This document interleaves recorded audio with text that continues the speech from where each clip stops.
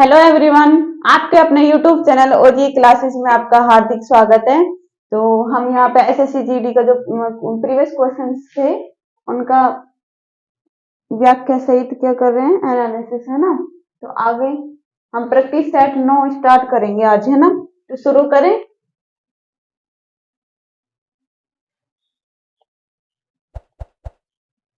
चलिए देखो, पहला प्रश्न देखो।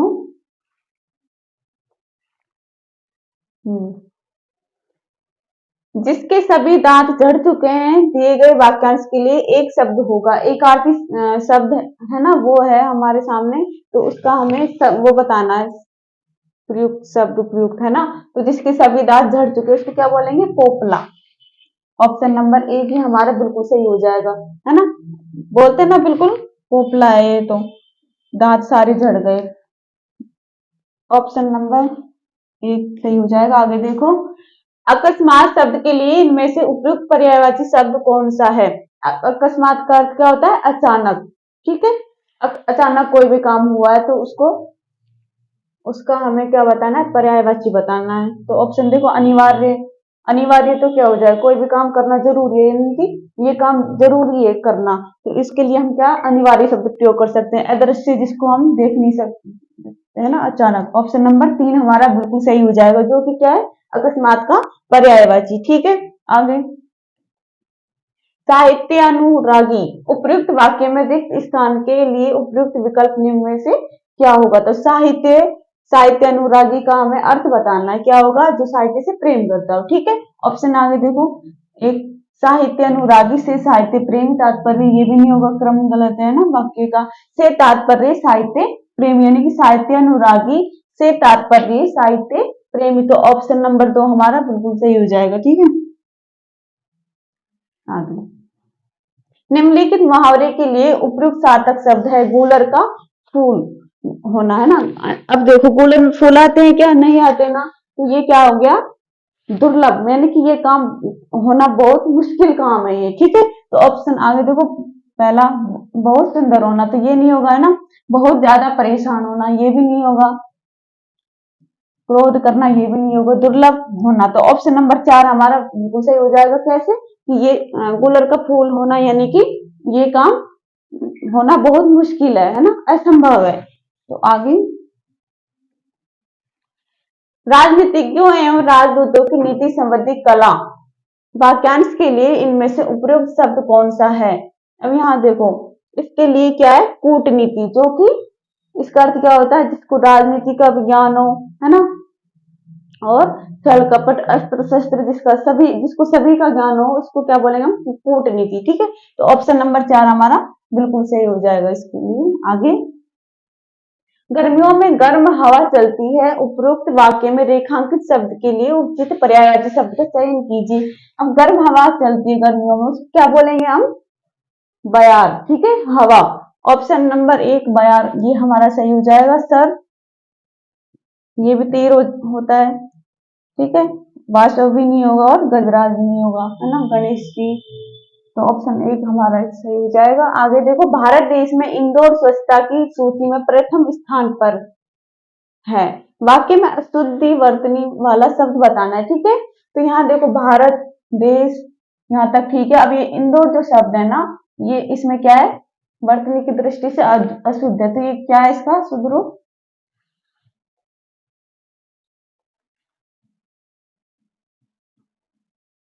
ये। ठीक है, तो ऑप्शन नंबर, ये इंदौर कहाँ है? 4। ऑप्शन नंबर 4 में तो हमारा उत्तर भी यही हो जाएगा। आगे, सभ्य व्यक्ति किसी का अपमान नहीं करते, उपरोक्त वाक्य में रेखांकित शब्द के विलोम शब्द का चयन कीजिए। अब यहाँ पे रेखांकित किस शब्द को किया गया है? सभ्य को। सभ्य का हमें विलोम शब्द बताना है। सभ्य का क्या होता है? असभ्य, जिसको बोलने चालने का ढंग ना हो। ठीक है, जिसके अंदर रहने सहने का भी तरीका नहीं हो, है ना। तो ऑप्शन 1 असभ्य, ये हमारा आंसर हो जाएगा। शालीन, भद्र, भद्र पुरुष बोलते हैं ना अपन, यानी कि वह व्यक्ति जो सम्मान करने योग्य हो, है ना, शालीन।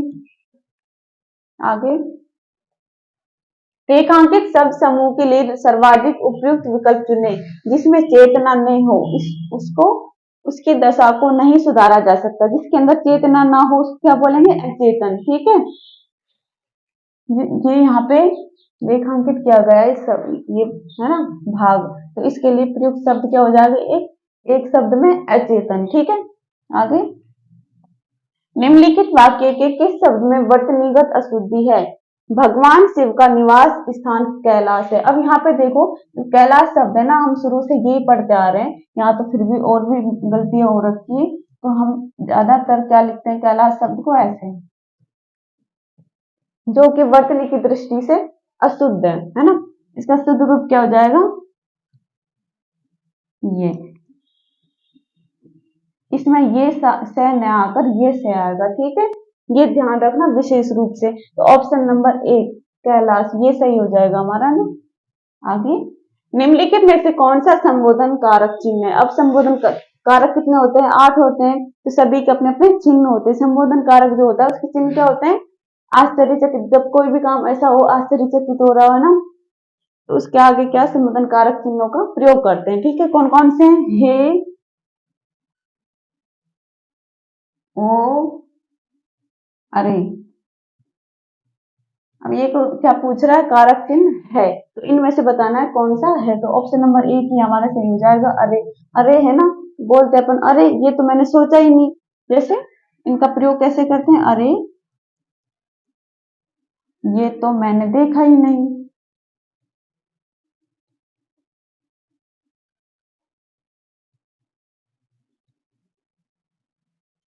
अब यहाँ देखो, जो अरे शब्द का प्रयोग हो रहा है इसके बाद में ये तो मैंने देखा ही नहीं, यानी कि उस किसी ने कुछ ऐसा देख लिया जिसको देखकर मतलब अचंभा हो रहा है, आश्चर्यचकित हो रहा है वो, तो उसके साथ में क्या होता है? कारक संबंध संबोधन कारक चिन्हों का प्रयोग करते हैं। ठीक है, आगे राधा जब घर पहुंची तो दिवस खत्म हो गए चला था। वाक्य में प्रयुक्त दिवस का विलोम शब्द नहीं है। दिवस यानी कि दिन, दिन का पर्याय विलोम शब्द नहीं है, वो बताना है हमें। ठीक है, निशा, निशा क्या होती है? रात का पर्यायवाची शब्द होता है ना। रात्रि भी रात का पर्यायवाची शब्द होता है। और अवनी किसका होता है? अवनी किसका होता है? पृथ्वी का, पृथ्वी को बोलते हैं। अब यहाँ पे दिवस यानी कि दिन, दिन का हमें क्या बताना है? विलोम शब्द बताना है। दिन का क्या होता है? रात होता है। और नहीं है पूछा तो नहीं है, तो तीसरा ऑप्शन अवनी नहीं है ना, और रजनी भी क्या हो जाएगा? रात का पर्यायवाची। ठीक है, तो ये तीनों तो हैं, ये भी और ये भी। ऑप्शन 3 अवनी नहीं है इसका पर्यायवाची। आगे देखो, निम्नलिखित मुहावरे का उचित अर्थ विकल्पों में से चुनिए। नाक रगड़ना, नाक कब रगड़ते हैं? जब हम किसी से कुछ काम करवाने की गुजारिश करते हैं ना, या फिर कुछ भी सिफारिश करनी हो, है ना, प्रार्थना करनी हो दे दीनता पूर्व। ठीक है, तो ऑप्शन नंबर 2 ही हमारा सही हो जाएगा, दीनता पूर्वक प्रार्थना करना। ठीक है, झुककर करना, है ना। आगे निम्नलिखित विकल्पों में से किस एक वाक्य में संख्यावाचक विशेषण का उचित प्रयोग नहीं किया गया है? अब यहाँ पे संख्यावाचक विशेषण यानी कि वे शब्द जो संज्ञा या सर्वनाम की विशेषता बताते हैं। ठीक है, और वो भी संख्या शब्द में। ठीक है, तो पहला ऑप्शन देखो, नहीं ये पूछा, इसमें नहीं किया गया है। तो छत पर 4 सफेद कबूतर बैठे हैं। कितने कबूतर बैठे हैं? मैंने पहले वाली क्लास में भी बताया था आपको कि कोई भी वाक्य अगर संख्यावाचक विशेषण के बारे में पूछा है तो उसमें क्या हम कितने या फिर कितना शब्द प्रयोग करके प्रश्न कर सकते हैं, जिसका आंसर क्या आना चाहिए? संख्यावाचक शब्द में। ठीक है, तो छत पर कितने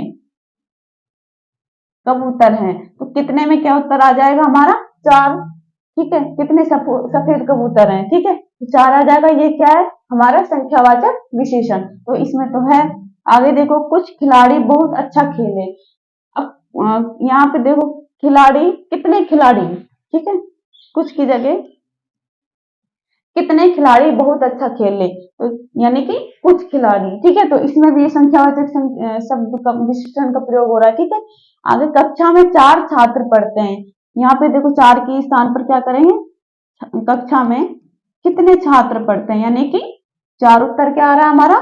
4, इसलिए इसमें क्या आ जाएगा? संख्यावाचक विशेषण। आगे देखो, भव्या का स्वभाव अच्छा है। अब यहाँ पे स्वभाव की विशेषता बता रहा है, अच्छा बुरा, है ना, तो ये क्या हो जाएगा हमारा? गुणवाचक विशेषण।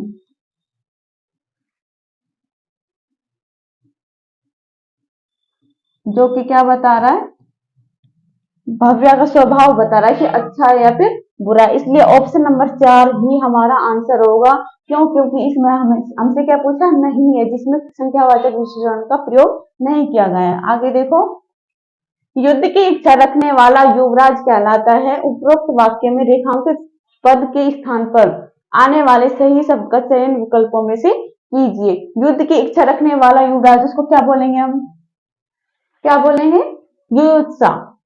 ऑप्शन नंबर 3 हमारा सही हो जाएगा। यायावर क्या होता है? इसका घुमक्कड़, यानी कि बाहर घूमने वाला हमेशा, ठीक है, घूमता ही रहता है जो हमेशा।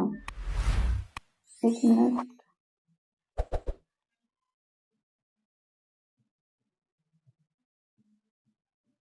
यशस्वी, कीर्तिमान होता है, प्रसिद्धि प्राप्त, है ना। और राजनीतिज्ञ तो हम जानते ही है, जो राजनीति में माहिर हो, है ना।